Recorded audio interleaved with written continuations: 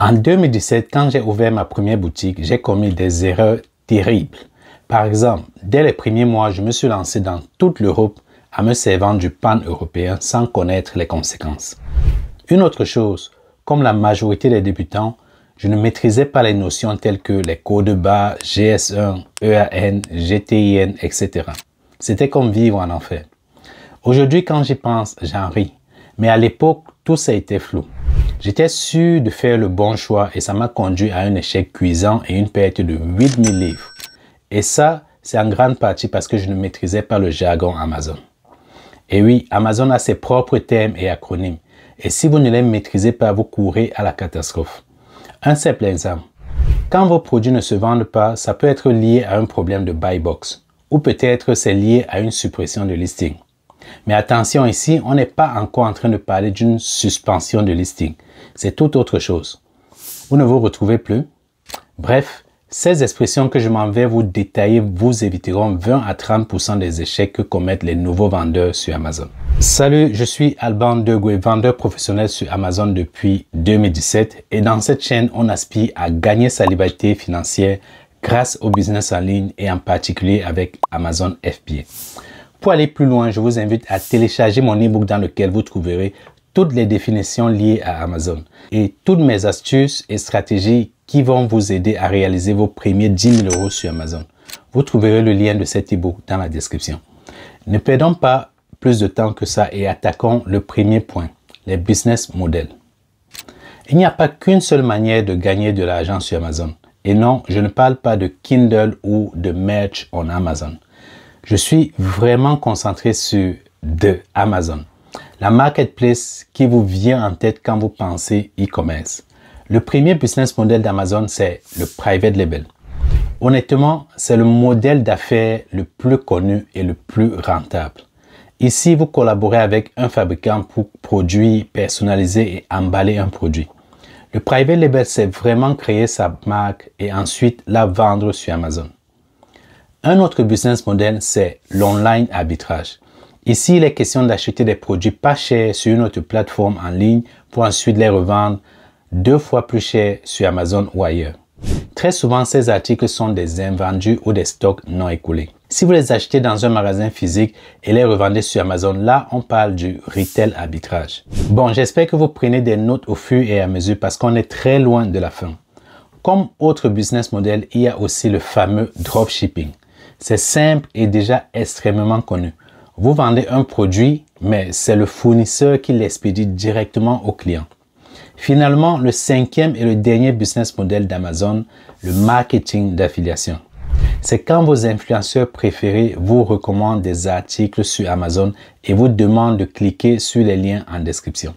Si vous passez par son lien, vous payez le juste prix et lui, il empoche une commission de 3 à 10% que Amazon lui verse.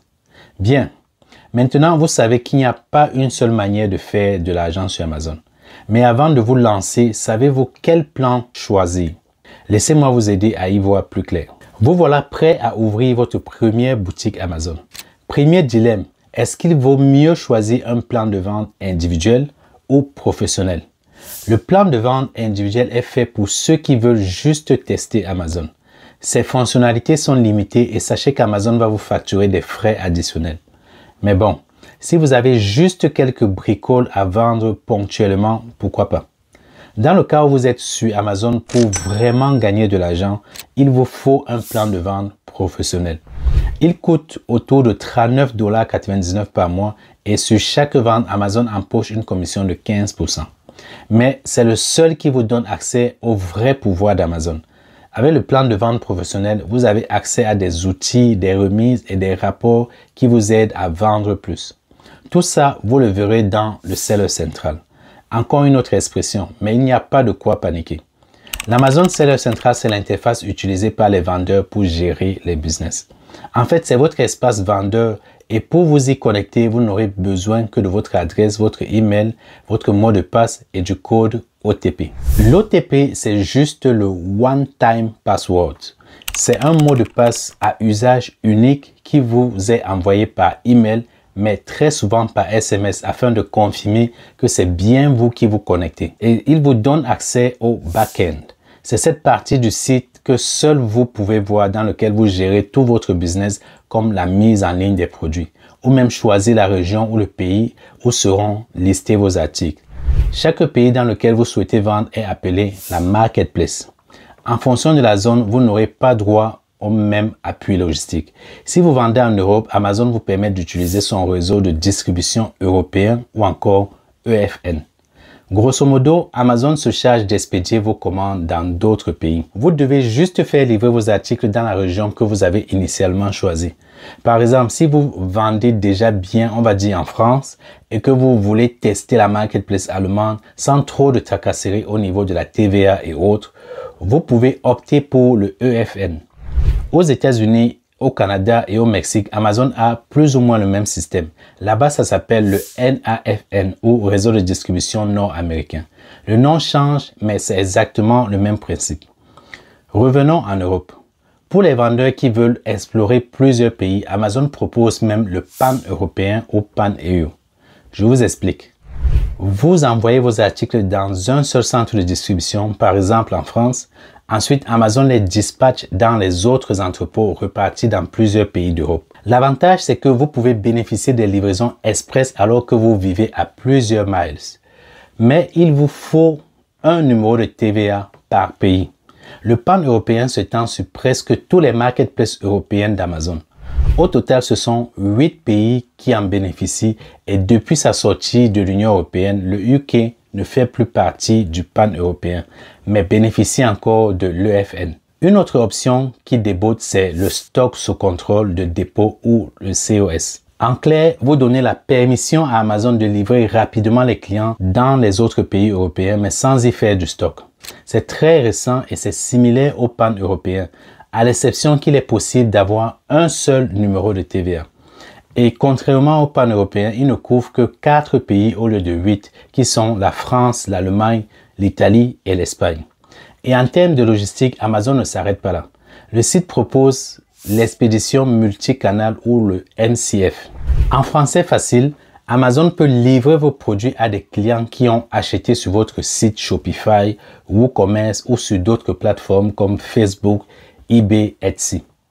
Bien sûr, il y a le mythique FBA qui signifie expédié par Amazon. C'est justement ce qui permet de ne pas se faire des soucis concernant la logistique. Vous envoyez vos produits dans un centre de distribution d'Amazon et dès qu'il y a une vente, le service d'Amazon gère tout. Si vous aspirez à travailler moins, c'est FBA qu'il vous faut. À l'inverse, vous pouvez aussi préférer l'option FBM ou expédié par le marchand. Bon, je crois que le nom est clair. Dans ce cas précis, c'est à vous de stocker, emballer et envoyer vos articles aux acheteurs.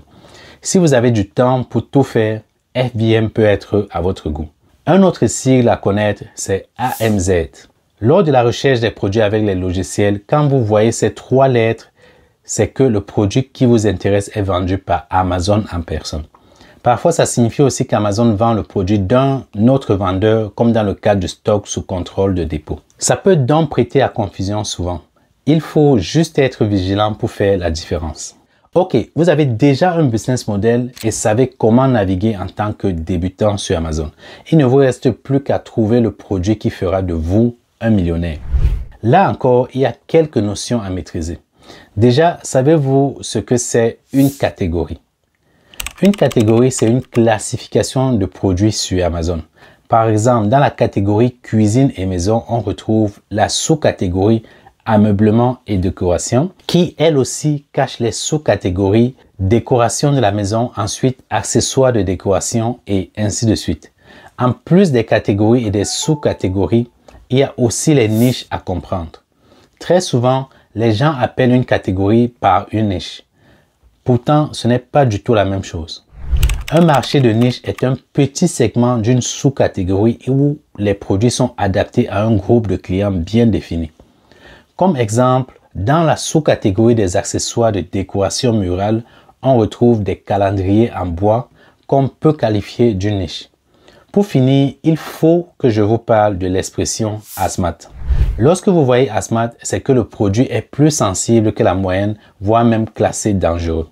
Par exemple, il peut être inflammable, corrosif ou devenir toxique si mal stocké. Très souvent, quand vous commencez sur Amazon, c'est des produits à éviter de vendre parce qu'ils pourraient demander de fournir certains documents et des réglementations. Ceci dit, allons acheter ce produit miracle. Bon, il est temps de commander vos premiers articles. Et là encore, si vous ne comprenez pas la signification de certains mots, ça va mal se passer. Premier mot, MOQ, le Minimum Order Quantity ou le MOQ. Il représente la plus petite quantité d'articles que vous pouvez commander chez un fournisseur. Vu que vous achetez en gros, vous ne pouvez pas acheter une ou deux pièces. Chaque fournisseur a son propre MOQ qui peut aller de 20 pièces en montant en fonction du produit. Une fois que vous avez trouvé un bon fournisseur et commandé vos articles, il faut négocier le transport avec le transitaire. Le transitaire, c'est celui qui est chargé de rendre possible l'envoi des articles de la Chine vers votre pays. Maintenant, il faut savoir que l'expédition est régulée par les Incoterms. Encore un terme technique. Et oui, je sais. Les Incoterms sont les termes standards utilisés lors d'achats et de transports internationaux. Ce sont eux qui dictent qui doit payer et où seront livrés les articles. Je vous parle rapidement des Incoterms les plus communs. Numéro 1, nous avons EXW ou Ex-Work.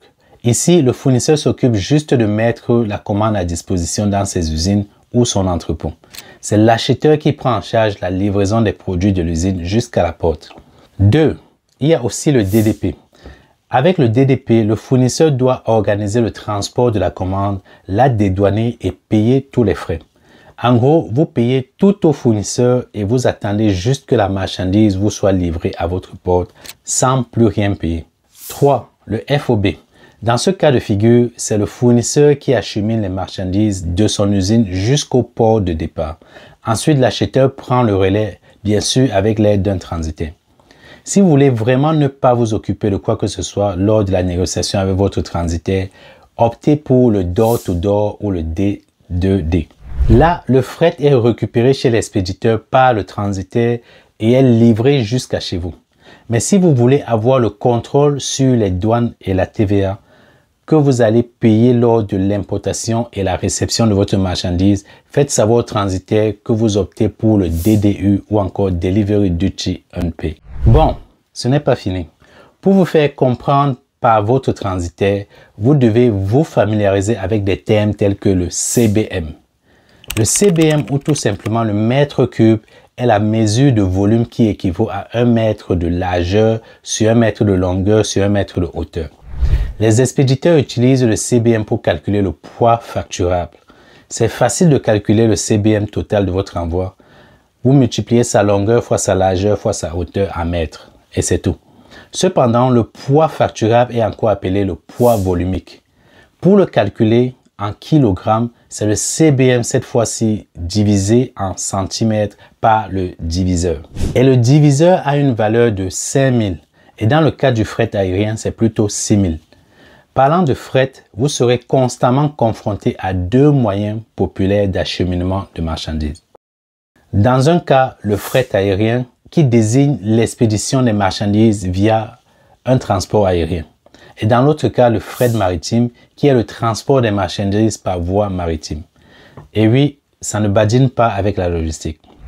Une fois que vous êtes sur le point de finaliser l'envoi, il faut absolument foncer dans votre serveur central pour être sûr que vos produits soient bien reçus par Amazon. Il est donc nécessaire d'y intégrer un shipping plan ou alors le plan d'expédition. C'est des informations que vous devez fournir sur votre envoi, comme par exemple combien de cartons, combien de couleurs, combien d'unités, d'où viennent les marchandises, quelles sont les tailles, etc. Alors oui, ça fait beaucoup d'informations à saisir. Mais c'est le seul moyen de faire parvenir vos produits à Amazon pour bénéficier du programme FBA. Pour qu'Amazon ait reçu vos articles et les mette en ligne, vous devez respecter certaines exigences. Déjà, pour qu'ils soient valides, vos produits doivent absolument disposer des codes barres. Mais pas n'importe lesquels. Pour être sûr de leur fiabilité, Amazon recommande d'en commander auprès de GS1. GS1, c'est une organisation internationale à but non lucratif, mais qui exige quand même d'y avoir un compte. N'essayez pas de jongler. Amazon vérifie la validité de chaque code et ceci passe par les différents numéros d'identification. Pour mettre vos produits physiques en ligne, vous pouvez opter pour un Global Trade Item Number ou le GTIN et ceci varie selon le lieu où vous vous trouvez. Pour les résidents d'Europe et d'Amérique du Sud et d'Afrique, ce sera un European Article Number ou le EAN. C'est un numéro à 13 chiffres qui est reconnu à l'échelle mondiale. Donc pas de souci à l'exportation. Il est également disponible dans 108 autres pays. Mais si vous vivez en Amérique du Nord entre les États-Unis et le Canada, alors ce sera plutôt le Universal Product Code ou le UPC que vous obtiendrez. Contrairement à l'EAN, le UPC comprend 12 chiffres. Il faut savoir qu'en plus de ces numéros d'identification, Amazon va ajouter son grain de sel. Chaque article qui passe par leurs entrepôts se voit attribuer 10 caractères uniques. On parle de Fulfillment Network Stock Keeping Unit ou le FNSKU. Tout comme les codes barres de GS1, le FNSKU peut être apposé sur l'emballage du produit et scanné pour faciliter les différents mouvements dans les centres de distribution d'Amazon. Pour finir avec les warehouses, on a aussi le Stock Keeping Unit ou le SKU qui aide Amazon et les vendeurs à connaître combien d'unités de stock vous avez envoyées dans les centres de distribution, combien il vous reste et de quel produit il s'agit précisément. Attention à ne pas confondre avec l'Amazon Standard Info Number ou l'ASIN, qui est un autre code alphanumérique généré par Amazon une fois que vous avez enregistré le produit dans la plateforme. Très souvent, c'est à cette phase que vous verrez les mentions inactives, en rupture de stock ou supprimées. Ceci arrive quand vous n'avez ni produit en stock ou lorsqu'un élément manque à votre offre. Non seulement l'ASIN n'est pas scannable, il n'a pas de code barre et il n'est utile que dans l'écosystème d'Amazon. Un vendeur qui s'en sert bien peut faire beaucoup de choses. Par exemple, il y a ce qu'on appelle l'ASIN parent. Il est utilisé pour regrouper les variations sur une seule page de vente. Mais pour le voir, il faut absolument se connecter au seller central. Et en plus, il ne permet pas de retrouver un article sur Amazon. Une fois que votre produit est disponible à la vente sur Amazon, vous pouvez le retrouver facilement grâce à son numéro ASIN. Cette fois, il s'agit de l'ASIN enfant. C'est celui qui représente votre produit. Et si vous avez plusieurs déclinaisons telles que la couleur, la taille ou le parfum, toutes ces déclinaisons sont appelées des variations et sont regroupées sur un ASIN parent. Lorsque vous cherchez un produit à acheter sur Amazon, vous atterrissez dans une page de résultats de recherche avec plusieurs produits de divers concurrents. Elle est très souvent confondue à la page de vente du produit appelée le listing. C'est encore un autre terme emprunté de l'anglais pour simplement désigner la page qui présente votre produit. Vous voyez la fiche où il y a la photo, la description, le prix, etc. Le listing, c'est exactement ça. C'est vraiment là que se joue aussi bien le référencement que la conversion de votre annonce. Justement, en parlant de SEO, impossible de ne pas évoquer les mots-clés. Ce sont des expressions qu'utilisent vos clients pour trouver la solution à leurs problèmes. Par exemple, on peut citer stickers carrelage cuisine ou stickers muraux cuisine ou même encore crédence adhésif ou cuisine pour désigner le même produit. Avoir les bons mots-clés vous aidera à rédiger votre annonce pour que les clients les retrouvent facilement. Et ceci passe par la rédaction des puces qui donnent envie. Aussi appelées bullet points, les puces sont des courtes phrases qui mettent en avant les caractéristiques du produit. Ce sont elles qui sont juste en bas du titre dans une page de vente. Ce n'est pas le seul endroit où écrire. Après les puces, il y a également la description du produit. C'est un texte où le vendeur vante les mérites de son article et aussi de sa marque. Parfois aussi, il est remplacé par ce qu'on appelle le contenu A+. Le contenu A+, c'est une description de produit amélioré qui comporte des images et même la vidéo. L'avantage, c'est qu'elles permettent de mieux présenter le produit que du texte tout court. Selon Amazon, avoir le contenu A+ augmente les ventes d'environ 10%. Et en dessous des pages, vous verrez les évaluations du produit ou encore des commentaires ou encore les avis. C'est la même chose et c'est la note sur 5 que laissent les clients après avoir utilisé le produit. Plus les étoiles brillent, mieux c'est. Une bonne note, c'est à partir de 4 sur 5. Et plus une page de produit en a, mieux c'est pour convaincre les clients. Du coup, concentrons-nous sur un élément très important, à savoir le classement des meilleures ventes ou encore connu sous le nom de BSR. C'est le rang qu'Amazon attribue aux articles en fonction de leur performance de vente. C'est comme à l'école. Plus il est bas, plus ça signifie que l'article fait partie des meilleurs de sa catégorie. Et si votre produit n'a pas encore fait des ventes sur la plateforme, il n'aura pas de BSR. Parlant des ventes, vous devez également vous familiariser avec la boîte d'achat, mieux connue sous le nom de Buy Box. C'est le bouton que les clients utilisent pour glisser l'article dans leur panier avant de passer en caisse. Si vous ne le retrouvez pas dans votre listing, il sera impossible pour que le client conclue la vente. Sachez aussi que les transactions s'accompagnent toutes des frais. On a par exemple les fameux frais FBA. C'est les frais qu'Amazon vous facture à chaque vente pour prélever, emballer et expédier vos articles aux clients. Son prix est calculé en fonction de la taille, du poids réel et du poids volumique du produit, mais aussi de la méthode de livraison. Rappelez-vous des notions telles que le pan-européen, EFN, NAFN, MCF et autres. Ils influencent tous le montant des frais FBA. En plus des frais FBA, Amazon coupe en moyenne 15% du prix de vente, c'est ce qu'on appelle les frais de commission. Et pour en finir avec les frais, parlons des frais de stockage. Ils sont calculés mensuellement sur l'espace qu'occupent vos produits dans les centres de distribution.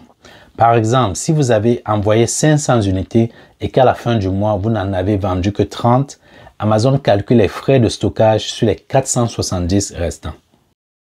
Alors, poster son article et créer votre listing ne suffit pas. Au début, vous n'êtes qu'un grain de sable sur une plage infinie. Sans un peu de publicité, les ventes se feront donc au compte-gouttes.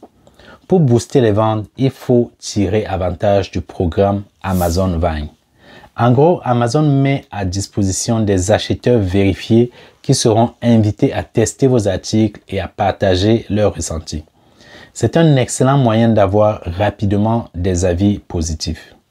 À côté de ça, vous devez dédier un budget à la publicité Amazon qui fonctionne avec un système pay-per-click ou PPC. C'est comme les Facebook Ads ou Google Ads. Les publicités sont diffusées, mais Amazon ne vous facture que si quelqu'un clique dessus. Pour savoir si une publicité est vraiment rentable, vous devrez savoir ce que est le coût de vente publicitaire ou encore appelé ACOS et savoir comment le calculer. Il suffit de diviser juste le total des dépenses publicitaires par le nombre de ventes effectuées grâce à la publicité. C'est simple et très efficace. Pour une publicité réussie, il y a d'autres éléments à prendre en considération comme le coût par clic ou le CPC qui détermine combien les vendeurs payent en fonction du nombre de clics reçus. Il y a également les impressions qui correspondent au nombre de fois où vos annonces apparaissent sur Amazon, que ce soit sur la page de liste des produits ou sur la page des résultats de recherche. Il faut aussi penser au taux de clic ou le CTA qui est le nombre de clics reçus par votre annonce divisé par le nombre de fois où votre annonce est divisée. Et si vous voulez gagner gros sur Amazon, pensez toujours au 4e trimestre ou alors le Q4. C'est la période couvrant le mois d'octobre, de novembre et de décembre. Juste sur ces 3 mois, il y a le Black Friday, le Cyber Monday et les fêtes de fin d'année. Si vous jouez bien vos cartes, cette saison peut faire décoller vos ventes et votre boutique. Enfin, c'est la fin. En moins de 20 minutes, vous avez appris près de 64 thèmes sans lesquels il est impossible de réussir sur Amazon.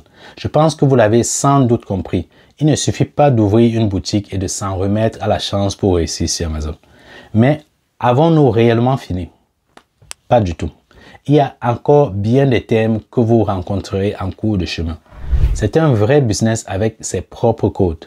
Et tant que vous ne maîtrisez pas les bonnes stratégies, attendez-vous à échouer sur la marketplace. Je dis ça, mais peut-être que vous avez regardé cette vidéo et vous ne savez pas par où commencer. De toutes les façons, je peux vous aider. Téléchargez mon e-book en description ou réservez un appel gratuit avec moi. Et pendant 30 minutes, on va parler de votre projet et voir comment Amazon peut devenir votre gagne-pain. C'est gratuit, vous trouverez le lien en description et si vous avez des questions, les commentaires sont grands ouverts pour vous. Et surtout, n'oubliez pas de télécharger l'e-book parce que cette mise à jour et toutes ces informations y seront. Rendez-vous dans la prochaine vidéo. On est ensemble.